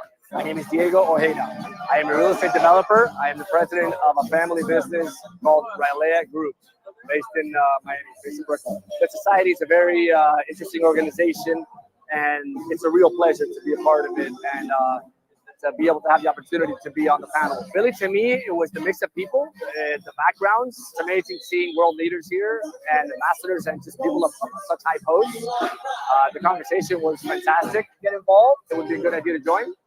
And you'll be a part of such an interesting network of people from around the world, not only from around the world, but that have had such high posts and that have such a large wealth of knowledge that they can share.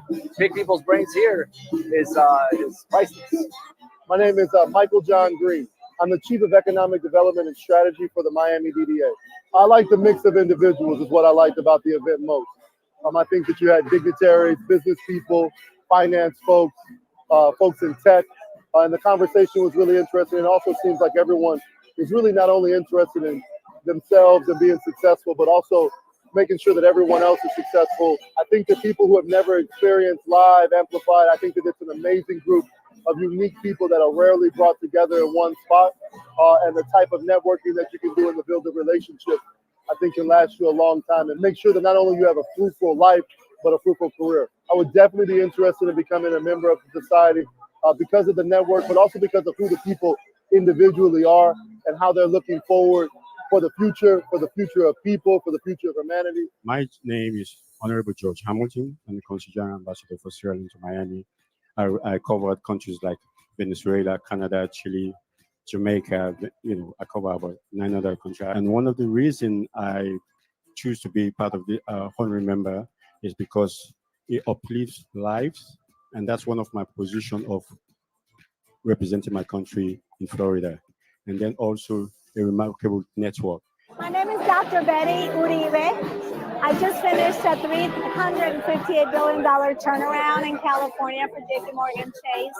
And my life changed after I spoke at the National Prayer Breakfast. And I talked to 1,600 leaders from 91 countries. I love this society. Not only is everybody aligned with the core values, but they're very successful. We have leaders here from all over the world at the highest levels. And so you get direct access. And if you think about how it would be outside of these doors to be able to get access to the kind of people that are here, it really is phenomenal. Thank you for creating this environment so that all of us can thrive. My name is Tiffany. My name is Nia Leona Seville. I thought the society was an incredible experience. I feel very grateful to be surrounded by such intelligent, successful people. Mauricio Bejar with Habitat Group. We are a real estate development company here in South Florida, in Miami. It's an honor to be a part of this group. I was very impressed with the participation of the quality of the people that came to the event, the number of people as well, and how it was well organized and run. I definitely think that it will be a plus for us to be able to be a part of this selected group with the high net worth individuals, with the family offices. My name is Johnny Ching, Dr. Johnny Ching. If you want success, this is the launch pad for going up to the moon. I met many professionals, politicians, technologists, and financiers that I would have never met on any other platform in this such short period of time. Use the opportunity. Don't do it tomorrow. You did it yesterday. Hey, Trevor, I have a small family office. The society is fantastic. You're talking to people with disparate backgrounds, different types of ideas. It's a tremendous thing if you're looking to diversify your mind and open up your mind into different thoughts. This is how you do it. Because life is about connections and who you talk to and who you know. This is a fantastic idea. Spending the time here, it gets the juices going, you know? Excited, motivated, inspired, meeting the right people with the right energies that speak to you at the right level. But most importantly, everyone is ambitious in a good way. They're trying to improve themselves, their lives, and it's like-minded people. My name is Meryl Gladstone Petraccia. I founded 11 Plus Legacy Alliance, which is a company based out of the United States and works in different parts of the world. I'm excited to be a corporate member. They have blended heart with impact in such a beautiful way that it almost feels like a business home, really. What I loved about the event today was the expertise in the different areas. It's a warm place to be. It's, I love the spirit. I love the spirit of the people here and what they're here to accomplish to impact the world and elevate humanity. And it's obvious. It's not lip service. Here, this is what people are doing with their time and their lives. I'm humbled and I very much respect that. And just thank you for keeping up the work so that we can all plug in and we can amplify what it is that we're doing with you. I am a member. I just became a member of the society, and I can't tell you how excited I am. I am a corporate member. In the moment I had a conversation with Stephen, I realized absolutely I will sign up. I signed up immediately. I put in my money, and here I am. Just a few days later, I flew in from Colombia just to be here. So, and I will never look back. This is absolutely the right tribe in the right place for me to bring my company and my efforts, and I'm going to be bringing other people as well. It is amazing, and I'll tell you what, that woman, she just makes you smile, right? Every time she talks, she really has it. She really just she's really, you can tell she's a very, very special person. Yeah, we're really blessed. The people, another reality of our lives, like we all meet a lot of good people. Wish we met more, but there's a lot of really good people. But the truth is, unless there is some bond, there is some element where we interact on a regular basis, we don't get to talk to each other. Like everybody's too busy. Yeah. So that's another amazing blessing for members and everybody who's involved, because number one, you meet incredible people, because it's a pre-selection process, of course, right? We want to make sure that somebody who is a good, decent human being, again, first and foremost, that they want to have an impact, they do something, and it doesn't have to be a huge thing. It could be local business, but local business is important. Everything is local, right? That's how you make a difference, or whatever you do. And the other thing I'd like to stress also, on the foundation side for nonprofits, people don't pay a penny to become members on the foundation. Lives Amplified Foundation, we completely subsidize it. So they're able not just to become members, they're able to become leaders within Lives Amplified Foundation. As I said, this is a recent phenomenon in terms of formal entity creation. So we're going to be kicking off some events. Of course, there is a firewall, right, between the foundation and the membership, private society. But at some point, there's going to be cross pollination and everything else as well. So, and we have foundations and nonprofits that are applying for membership from all over the world: the U.S., Africa, Asia, Europe, and they're able to use, without paying a dollar, a penny. This is another way we kind of give back.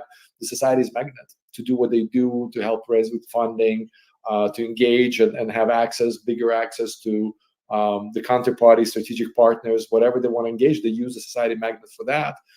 And in that case, it's the foundational board. So there are all these and many more opportunities. And this is kind of, these are some of the ways that we help those who want to do good get it done, and get it done easier, faster. Because ultimately, even those who are super capable and work hard and everything else, they're gonna get there, but it's how long, right? So it's all about timing, and it's getting easier and faster, and amplifying the impact. This is our mission, and that's what you're kind of seeing, and this is why the energy of people that you see is what it is. Yeah, well, you put that many amazing people together, and wonderful things happen. So it's also an agreement, and you're incentivized to help. So if somebody comes in, they want to raise $100 million. I mean, I even have somebody in mind. I'm gonna send this recording to him. As a matter of fact, you'll probably talk to him very soon. We'll talk to him together. But he's big in the gold stuff, with some amazing relationships. He needs to put together 100-200 million for to rent the equipment, basically, is what you have to do, or you buy it, one way or the other. The lines get blurred when it's that much machinery, I think, but he would know more about it than I would. So somebody like that comes in, and we are able to put him in front of the right people, and we put together a deal, and that makes everybody money, and that's an important part of this equation.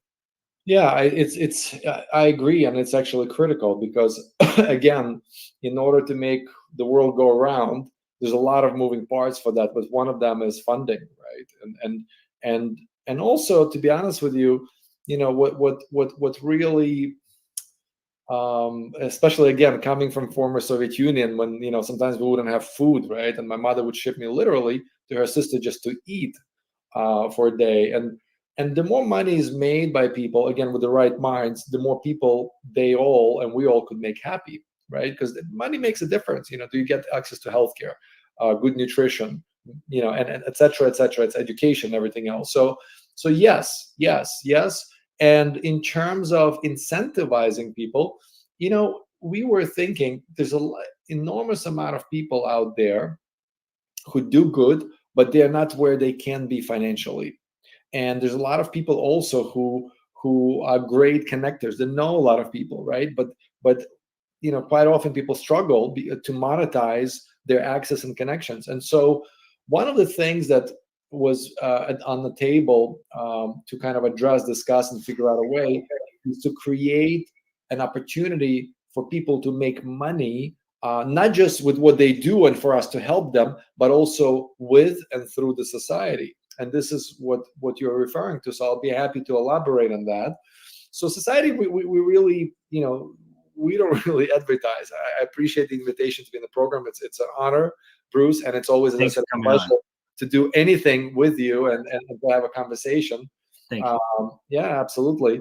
In fact, I'll tell you, I went for a morning walk with my wife. Summer we're running away from Florida into a cooler place in the mountains, but we usually go for a quick walk. And I told my wife, I said, I'm going to be talking to Bruce later. She goes, Bruce Porter, with two wonderful girls, and she remembers Wow. you. You're an amazing, sweet man, and Amazing. and Thank you. yeah, and she saw the recording, whatever we did years ago. So she knows you very well, and she understood my joy, because we all wired, we're all suckers for great relationships. Bottom line, some of us more than others. So again, I thank God and you for the opportunity for us to speak purely on the personal level. But to answer your question, so what society did was, because it's all by invitation, it's all by kind of people kind of spreading the word. There's no real advertising, anything, at least so far, and there's no plan for anything meaningful in the near future. But when people introduce members, and again, memberships, start at certain level, as I mentioned, but they go all the way up and up and up into 100,000 plus. These people make money on all the cash flow that comes in on the membership, plus on all the renewals, and it's 10 to 20%, which is quite meaningful. Just pure introduction, 10%. If somebody wants to be a little bit more involved, then it becomes 20%, which again, depending on the person's situation, etc. If they want to talk about society, give a link, etc. So and we even have accounting firm that is on retainer, and all they do, they send out wires, which is pretty cool and makes us very happy. Some of the happiest moments, by the way, when people who would never expect, and it happens all the time, all of a sudden, say, oh, by the way, we need your wire instruction, and there's going to be money coming in, and quite often it's quite substantial. And on top of that, society, one of the reasons we're able to subsidize our membership level, so people don't have to pay what they would think they would need to pay, is because society gets an interest, has a percentage of the business that happens within society, right? So people expand their business, whatever they do, get money. So society gets a percentage of that, and whoever introduces that business gets percentage. Society gets, again, it varies depending on transaction, whatever, but the person gets 10% of whatever comes into society who introduced the deal, right? And I'll tell you something even more. What we've done is, some people are highly connected, so they bring a lot of the introduced people. They create these group chats, and they put together their own Zooms, and they ask me to come in to just talk briefly. But some people don't know anybody. They may know just one person, right? But who's like yourself, highly connected, right?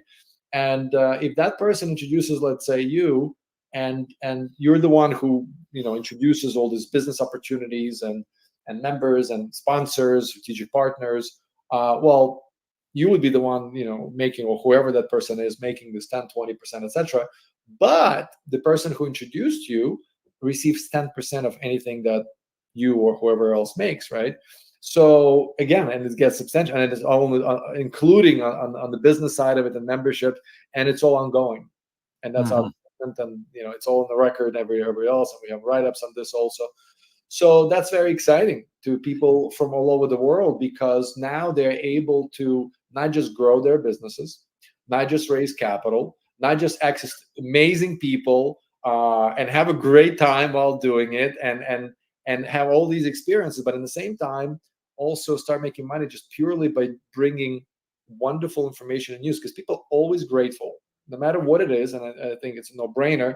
The world society is not a secret, but the world doesn't know about it.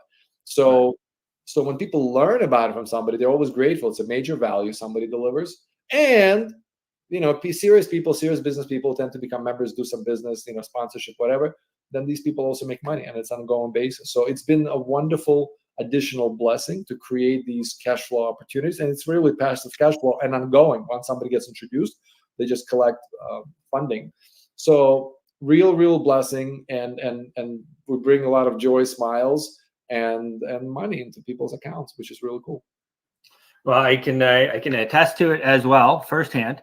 So that is it is something that is it is remarkable, and the amounts are are considerable. So I think it's an important part about it. So I wanted to bring it up, for the average person that is going to want to join. They're going to want to come in, they're going to want to build their business, they're going to want to meet people that may not be part of your business plan. But for some people, that's going to be quite possibly a remarkable situation. And so I wanted to bring it up. And it's great that you guys share like that, because it shows that it's about growing. In order to grow, it's like I tell the guys, they start their companies and they have all these coins, or they have all these stocks and this and that and the other. And you have to get those coins, you have to get those stocks out to the people. Otherwise, you can never grow. And that's and so that's important. Yeah, there are many ways to grow, by the way, in many unexpected ways. I mean, to be honest with you, some of our members actually, it was never ever discussed. Okay, but we also have, for a certain level of membership, more exclusive experiences and access, of course, right? And some of our members became members of royal courts already. And it's just, I mean, it was completely unexpected, but there was an event, we had some government representatives there, and and kingdom, and one thing after the other within a very short period of time. So I mean, that's kind of on one side, but the other side, I also wanted to tell you, we do have members that are just professionals, and when I say just, meaning, because I don't want to give a sense that this is only for these major companies or wealthy people. Absolutely not. In fact, we work very hard not to make it stuffy. A lot of our members also, and we keep getting that feedback, because good ideas, nobody has monopoly of good ideas, and these investors also, hedge funds. One of our members, I don't want to use names because it's a private society, but some of these people on our videos, you played one video, there's our events covered by many different videos, and you could actually meet him. I just don't want to say exactly, but major venture capitalist, and he said, Steve, I also want, this is why one of the reasons I love the society, because it's a beautiful, amazing mix, and some people just trying to get into the business world, they may not know how to do it, they may not have the capital to do it, but they have a brilliant idea. And I want to meet these people because I want to fund their dreams if it makes sense. That's what we do. So I want to make sure, and this is important point to stress, that it's not, and also it's been priced, to make sure that practically anybody could afford this. And we even provide payment plans, to support, as crazy as it may sound too, to break whatever, just to help people get there while covering. And as I said, a foundation for nonprofits, they don't pay a penny, and it just have to be approved. Unfortunately, there's too many nonprofits that look and sound like nonprofit, but there is nothing happening there, and that's frankly speaking, in my experience, unfortunately, vast majority of them. But if we see something real and we see some activity, we want to support it, and this is where they don't spend a penny. We just help them gain this next level of access, connections, by them using the foundation, again, the uniquely, amazingly powerful magnet to attract to them whom they want to attract, including investors, funders, sponsors, strategic partners, etc., etc. Amazing. Well, I want this to fit in to an hour-long segment, so I think that we'll call it for today. We're going to be talking a lot more. Lives Amplified, guys. Make sure to check them out. livesamplified.org. If you want to go directly to my referral link, it's /REF/impact money. Impact money, right? Impact money. Yes, that's my brand. So Impact Money. As well, if you would like to talk to Dr. Stephen Melnick, you can reach me there. I have my Calendly scrolling across the bottom. Reach out to me, and we can set that up. We can make it happen. There's a lot that we can do, and I think that we will do. And I appreciate you coming on, Dr. Melnick. It's always a pleasure. It's a real treat, Bruce, to spend time with you. It's beyond pleasure for me, and this. I've always been telling you this for many years. You're an amazing man. You have an amazing soul. You're a great father. You're a great husband.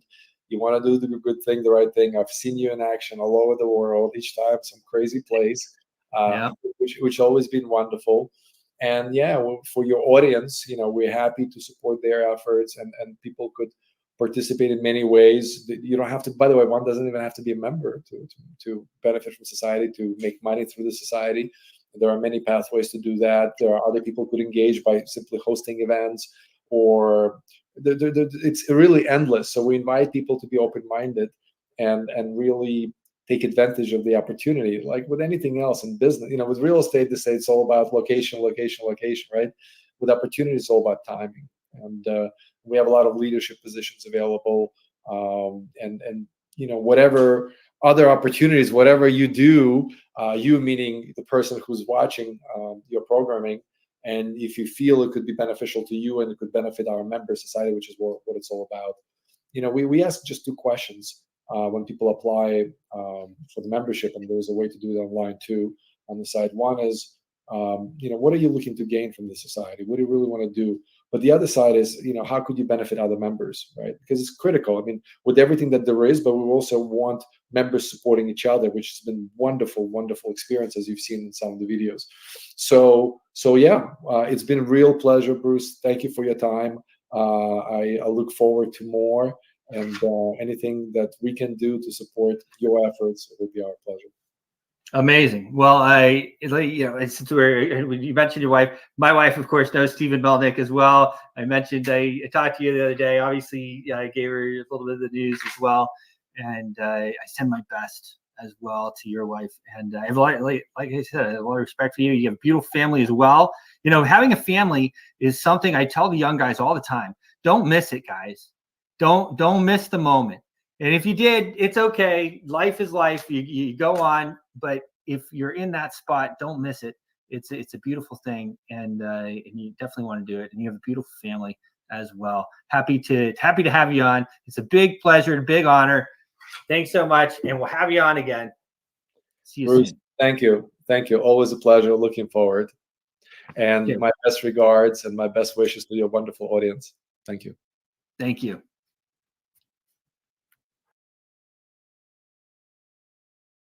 Your voice is powerful. When combined with social engagement, it's a force for change. Decentralized media paired with free speech is the catalyst for an empowered world and a unified, invaluable ecosystem. Join Global Boost, become a champion of free speech, and help to reshape the future of media.